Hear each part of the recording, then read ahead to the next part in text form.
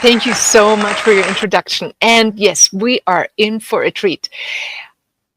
Many of us are having moments, even micro moments of experiencing being held back. So it doesn't even take this big, giant moment of feeling held back that you can break out of. You can do it in small things. There may be a letter that we received that impacted us or we have to digest, that's holding our energy hostage, that we have to release. And I'm going to share with you 2 techniques with which you can break out.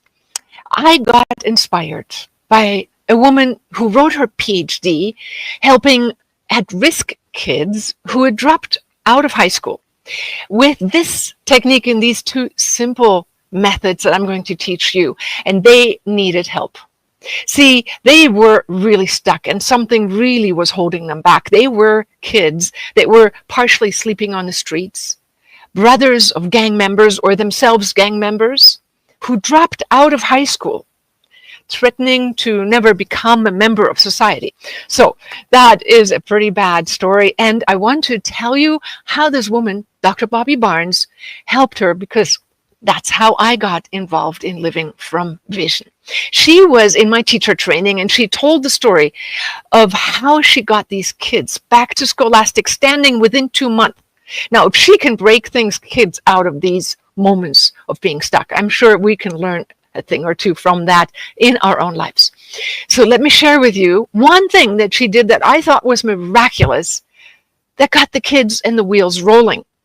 So instead of giving them a curriculum to study and catch up in the summer, she got them to come in and say, just close your eyes and talk to your future self. Call it in. What would it look like?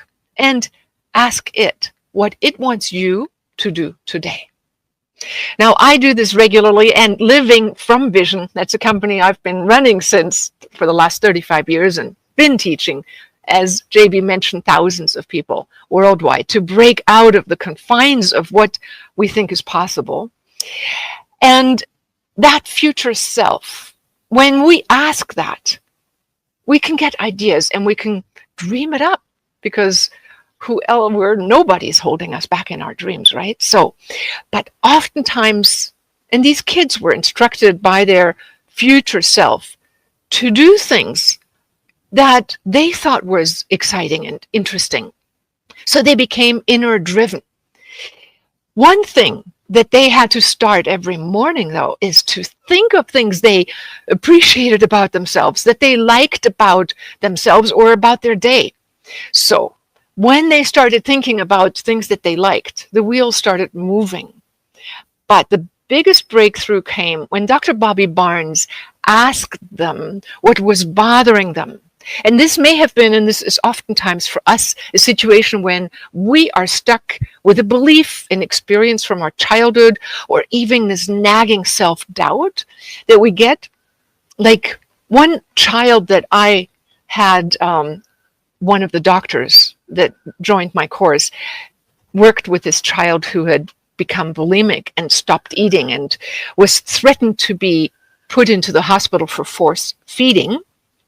She was asked this question, and that I'm going to share with you, and you can ask yourself this. It's like, what do you feel when you think about a given situation, the problem? And for her, it was having to be force-fed and then coming into terms with the fact that she was losing weight by the minute. Well, she, through this lady that asked her, the doctor who asked her this question, just like those dropout high school kids, found out that that deeper part of herself was an emotion that wanted to be listened to. And get this, the part of her that got thinner and thinner when it was asked, and in my TEDx talk I call it ask your problems what they really want.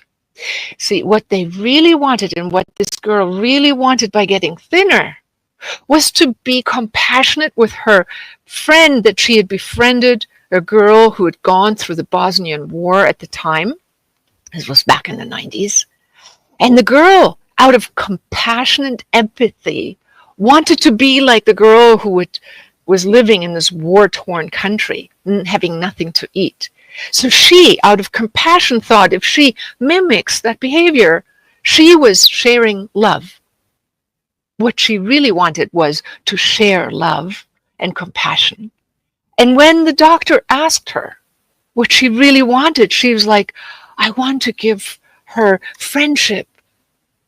Well, she said, how would that feel if you had already done it?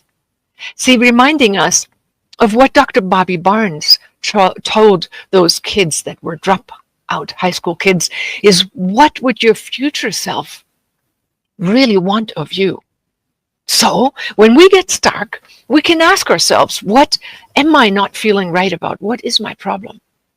And we may have micro stucknesses. Today I got a message by a friend who was going through difficult times, breakups and all sorts of emotional jealousy things with his girlfriend, and was sharing with me how that affected his sensation about his relationship with me, and because he was now in turmoil. And so I had to digest my micro stuckness, and it was like going, how do I feel? What do I really want? And it really got me to feel the answer. What I really wanted from this person was XYZ, is that feeling of mutual respect and love, much like the girl wanted the love with her Bosnian friend. So now, when she got to envision the love that she really wanted to experience with her Bosnian friend and feel it as if it had already experienced it as a fulfilled feeling. Now take your problem, whichever you might have, and when you listen to it, say, what do you really want? And allow yourself to feel the feeling that you would have if your vision had already resolved. So she was now with this girlfriend of hers in that friendship feeling of, we're buddies, we're happy, we're good. Would you believe that the next day, instead of having to get force-fed in the hospital, the girl had gained her first 200 grams of weight by herself? It was simply by understanding what was holding her back, that she addressed a deeper layer that pulled on her emotional reserves, which it often does for us, right? We may be afraid, we may not believe in ourselves, we may be stuck in loops from our childhood and things that we heard being said to us. And when we listen to them and we ask ourselves, what do I really want? We want always positive things, being liked, recognized, loved, or we want to share love, have honesty, or judge, be less judged and judge less, be respectful. So when we get that answer, we need to do the second step, which is pre-envision of what that would feel like, and envision a future self of yours that may already have mastered that skill, or how you would feel if that sensation had already come about. So these high school kids then went into their feelings of, I'm not good enough, my father didn't amount to much, my family doesn't do well, and said, what do I really want? And transformed the feelings of the nagging energy that was holding them back into a powerful sensation of what it really wanted, that child. And living in the pre-imagined sensation, we rewire our brain, we rewire our vagus nerve, and give a holographic potential energy field, which is what Dr. Bobby Barnes was about writing her thesis about. She had been inspired by Dr. Vernon Wolfe, whose teacher training I was in to become a teacher for the Living from Vision course.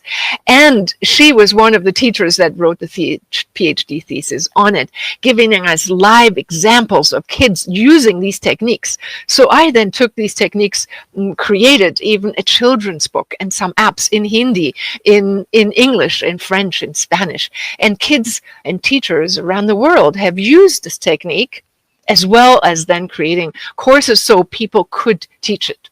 There was this Australian lady. She had a mother and a son who weren't talking, become students of her Living from Vision class.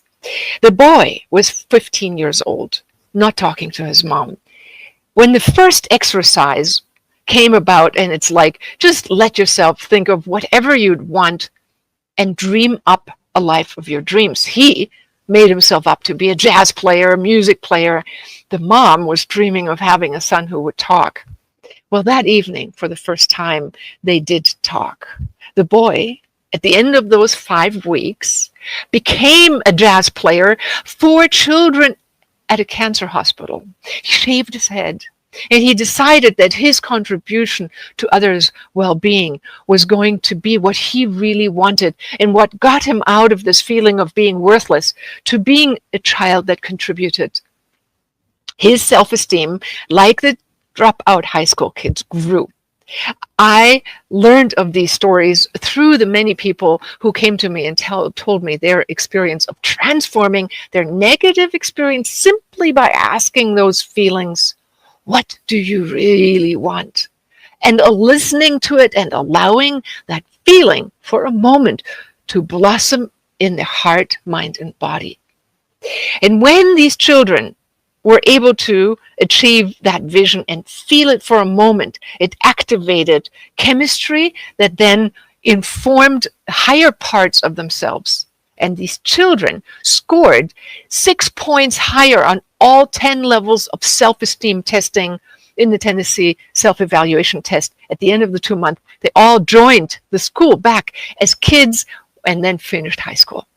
I would like to invite all of us to become these people that excel in what we have to give to the world, because your gift will change the world if you unlock whatever is holding you back. And these BB may have been micro energies that are holding us back, like a bad letter we got or an argument we had with someone that captures our energy. Release that moment. If it's bigger things, take longer to start diving into yourself. Ask yourself, what does this feeling really want? And then allow yourself to feel that feeling of fulfillment. And join me in living your vision. Whatever it is, contribute your wellness, your goodness to the rest of the world.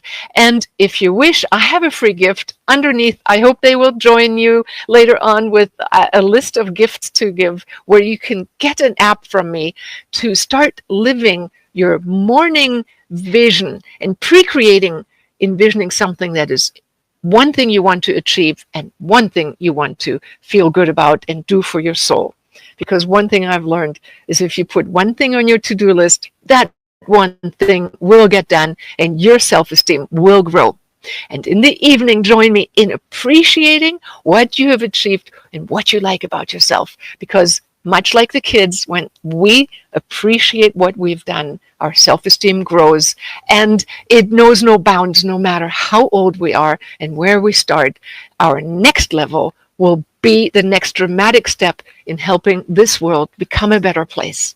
So join me in living your vision by joining Living from Vision, or get the Living from Vision Light app in the gift section below. And thank you very much for joining us here in this amazing summit with the next speaker coming up shortly now, and helping you with theories and techniques of how to get unstuck on what is holding you back, to release your potential and dream big so that you can live your vision. Because the universe is listening. Thank you so much. Wonderful. Thank you so much, Ilona. Wonderful. That's amazing. Great story. And I'm sitting here taking notes as you were speaking. Thank you very, very much. Please, everybody, make sure that you take advantage of Ilona's offer. This is something that really you can take to your heart, your soul, and start applying it immediately. Well, our next speaker is Elvira B. Hopper, an award-winning miracle mindset coach, healer, and pro jazz artist, as she shares how she